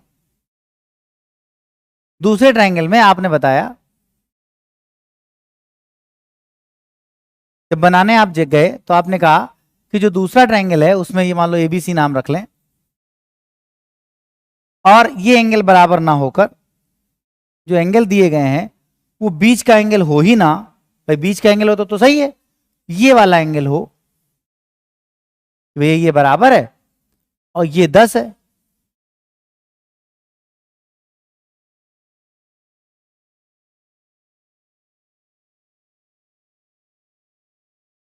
ये 10 सेंटीमीटर है, तो 10 7 थीटा, दूसरे में 10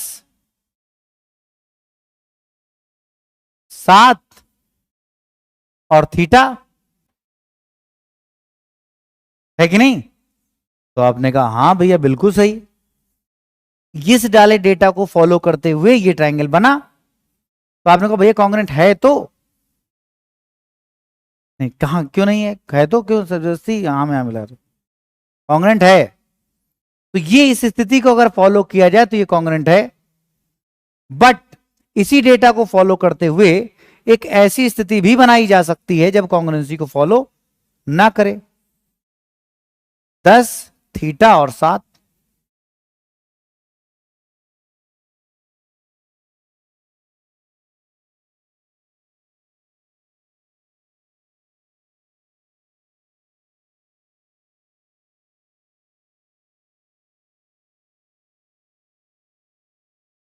अब कॉन्ग्रेंसी नहीं है।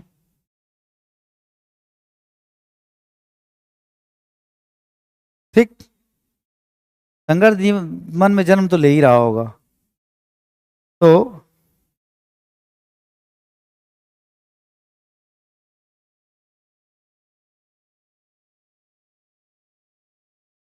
कुछ है नहीं काम का, मैं मन से इसे बनाना पड़ेगा। तो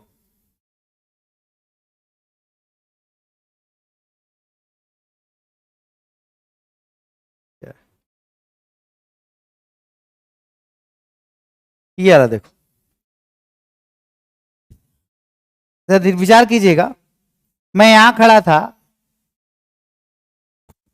और हमने अपने कंपास में जब ट्रायंगल बना रहा था तो ये थीटा एंगल बनाया, और थीटा एंगल बनाने के बाद 10 सेंटीमीटर का आर्क लगाया तो ऐसे कट गया, और यहीं खड़े होकर हमने देखा कि ठीक कट तो गया, कि ओके ठीक है। अब उसके बाद क्या हुआ कि आपने कहा कि भाई काम करते कंपास में भरते रेखा गणित क्लास 7th 8th को दिमाग में लाइए। यहां से आपने सेंटर रखा, इसको घुमाया और कहा कि इसको घूमने दो, तो आपने कहा हाँ बिल्कुल। तो आपने कहा 7 सेंटीमीटर भरना भैया, आपने कहा हाँ ठीक, ये घूमा।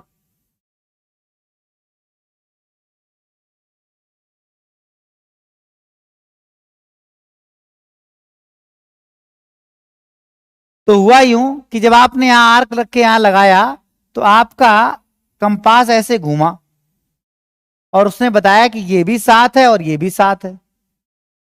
अब शायद बेहतर समझ में आएगा। तो अगर आप एफ पर रुके, अगर आप एफ पर रुके तो कॉन्ग्रेंसी होगी, और अगर आप एफ डैश पर रुके तो कॉन्ग्रेंसी नहीं होगी, जबकि डेटा पूरा फॉलो होगा। साइड साइड एंगल, मतलब एंगल बीच में नहीं है, बस दोनों एक ही बात है ना, दो साइड और एंगल, एंगल एंगल बीच में नहीं है। अच्छा बीच में था तो मजबूरी थी कि इस एंगल को बराबर करना है, तो भाई अगर इधर चले जाओ तो एंगल डिस्टर्ब नहीं हो जाएगा? समझ रहे हैं मेरी बात? नहीं आ रहा समझ में? तो दो संभावनाएं हुई, एक ये वाली एक ये वाली, तो दो ट्रायंगल बने उसी डेटा के साथ। जब एक डेटा से दो ट्रायंगल बने तो उस डेटा को फॉलो करने वाला ट्रायंगल कॉन्ग्रुएंट हो या नहीं हो ये जरूरी नहीं है। इसलिए जब दो साइड और एक एंगल का केस आएगा तो एंगल हमेशा बीच में होना चाहिए, तभी कॉन्ग्रुएंसी होगी, अदरवाइज कॉन्ग्रुएंसी नहीं होगी। ठीक, मतलब अदरवाइज नहीं हो तो आपके मन में ये ना है कि भैया अगर एफ लिया होगा तब तो हो रही होगी, तो वो पॉसिबिलिटी है, रूल नहीं है, क्योंकि फिगर बना के थोड़ा ना दिखाया जाता है। दो केसेस बने, नॉन पॉसिबिलिटी भी, नॉन कॉन्ग्रुएंसी भी पॉसिबल है। अगर मैं कह दूं कि कोई नंबर मान लो मैं दे दूं कि उसमें ऐसा हो भी सकता है और नहीं भी, तो आप परमानेंट थोड़ी ना उस रूल को मानेंगे। आपको जब डेटा दिया जाएगा तो आप कैसे कह देंगे है कि है ही है? तो दो पॉसिबिलिटी बनी, एक में एंगल, एक में कॉन्ग्रुएंसी होगी, एक में नहीं होगी, क्योंकि आर्क दोनों स्थितियों को फॉलो करेगा। ठीक, तो एंगल हमेशा दो साइड के केस में बीच में होना चाहिए, तभी कॉन्ग्रुएंसी का नियम लगेगा। अदरवाइज दो एंगल एक साइड के केस में कॉन्ग्रुएंसी नहीं होगी, अगर एंगल बीच में नहीं है तो। सीक्वेंस कैसे? Side angle side, side angle side, note करें। सॉरी, ये हो गया। अब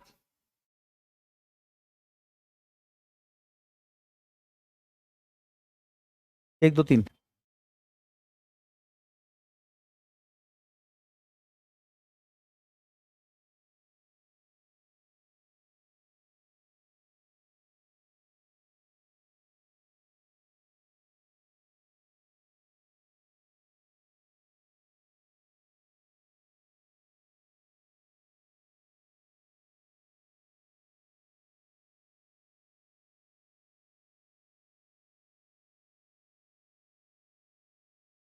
तीसरी पॉसिबिलिटी आती है side hypotenuse, right hypotenuse side. ये पॉसिबिलिटी होती है राइट एंगल्स के लिए।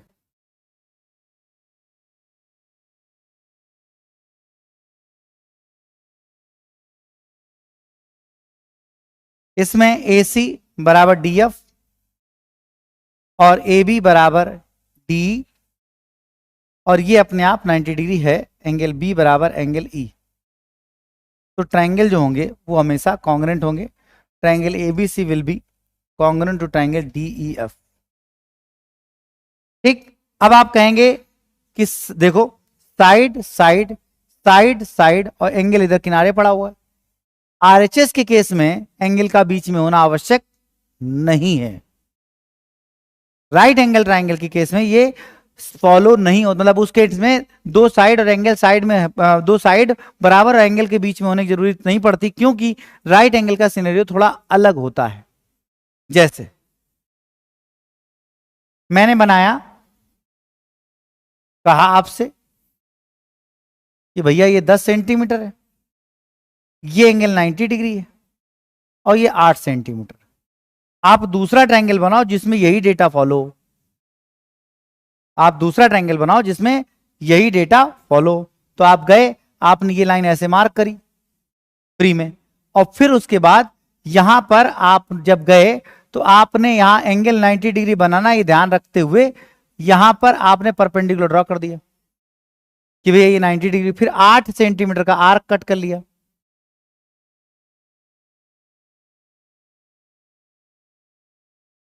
ठीक, हमने कहा ठीक, कोई समस्या नहीं। अब जब आपने 8 सेंटीमीटर आर्क कट कर लिया क्योंकि एंगल पता था, अब आपने यहां पहुंचे, आपने 10 सेंटीमीटर भरा कंपास में और ऐसे घुमाया, तो उसने दो तरफ कट तो किया, सच है, लेकिन प्रॉब्लम क्या है? प्रॉब्लम ये कि दोनों तरफ प्रॉपर राइट एंगल वही वाला बना 10, ये 10। अब देखो, चाहे ये वाला ले लो चाहे ये वाला ले लो, मतलब अगर आप इसको डी और ई और इसको एफ कहें, चाहे एफ ले लो चाहे एफ डैश ले लो, ट्रायंगल आपको कॉन्ग्रुएंट ही मिलेगा। तो इसे राइट एंगल ट्रायंगल में दो साइड और एंगल में एक एंगल में सीक्वेंस नहीं देखा जाता। हाइपोटेनस इक्वल, एक कोई साइड इक्वल मिल जाए, सीक्वेंस की कोई आवश्यकता नहीं, क्योंकि राइट एंगल की वजह से दूसरी पॉसिबिलिटी बन ही नहीं पाती, और बनती तो है लेकिन वो भी कॉन्ग्रेंट होती, चाहे ये ले लो चाहे ये ले लो, दोनों ही कॉन्ग्रेंट। इसलिए जो दूसरी पॉसिबिलिटी वहां एफ डैश फेल हो रहा था वो यहां फेल नहीं होता है। समझ गए? इसलिए आरएचएस को अलग पढ़ा जाता है ताकि एसएसए और जो एसएएस है का जो नॉट फॉर्मिंग केस है, जो हमने बताया कि संभव नहीं होता, और वो आरएचएस से मिलकर गलत ना हो जाए। तो आरएचएस राइट एंगल के लिए स्पेशली अलग कर दिया गया, आरएचएस की थ्योरम बना दी गई, क्योंकि नॉर्मल ट्रायंगल में ये सीक्वेंस गलत होता है और राइट एंगल में सही होता है, तो राइट एंगल की कॉन्ग्रुएंसी थ्योरम को आरएचएस कहा जाने लगा। समझ पा रहे हैं मेरी बात? यही 4 पॉइंट है कॉन्ग्रुएंसी सिद्ध करने के विकल्प। बस फिगर बना लीजिए, मुझे लगता है कि कुछ बोलने की आवश्यकता है नहीं।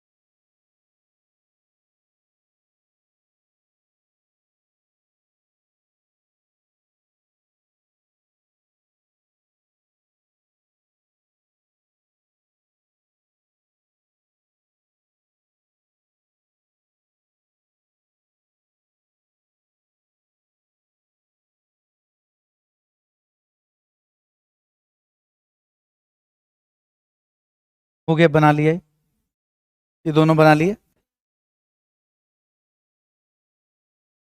ठीक।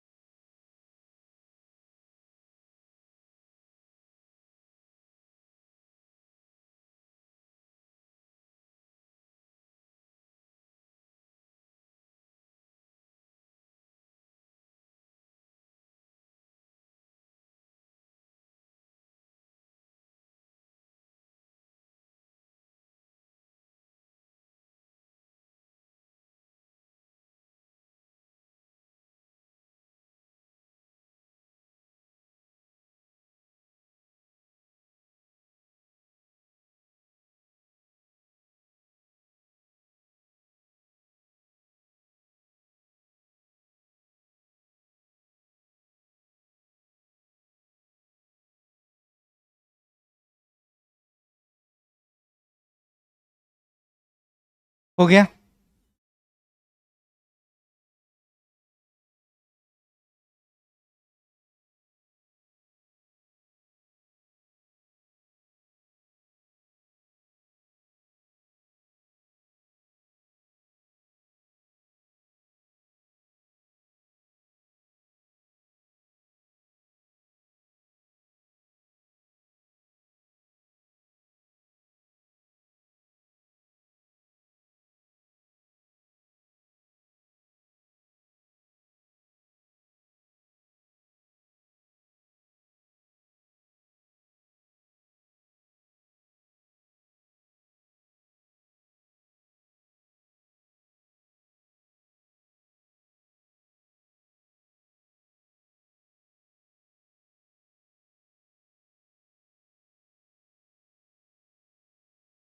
नोट कर लिया।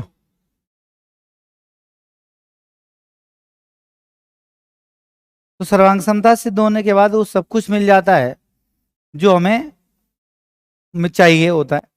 तो कॉन्ग्रुएंसी की थ्योरम्स में सिद्ध करने के बाद वो सब जो भी पॉसिबल था वो पहले आपको लिखा दिया गया। तो नेक्स्ट हेडिंग आप लगा लेंगे सिमिलरिटी, समरूपता। ये थोड़ा बड़ा पार्ट होगा, नेक्स्ट क्लास में इस पूरे को डिस्कस करके कंप्लीट करने का ट्राई करेंगे। ठीक है, तो कॉन्ग्रुएंसी सिमिलरिटी के बाद फिर छोटे छोटे पॉइंट्स आने लगेंगे जो कॉन्ग्रुएंसी सिमिलरिटी के माध्यम से सिद्ध किए जाएंगे। ठीक, और इन सारे फैक्ट्स को याद रखने के बाद फिर डिस्कशन स्टार्ट हो जाएगा। ठीक है, बस डेली आपका काम यही होमवर्क है।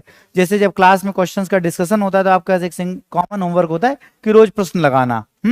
उसी तरह जब तक बेसिक चल रहा है तब तक आज कॉमन होमवर्क है, यही बार बार लिख लिख कर प्रैक्टिस करना कि हाँ ये थ्योरम है, इसका ये नियम होता है, ये इसलिए होता है। कोई बात नहीं समझ में आई बेशक पूछ लीजिए, ताकि वो समस्या जब हम क्वेश्चन आए तो वो डाउट्स कम बने और आसान लगे आपको। ठीक है, ओके टू 12।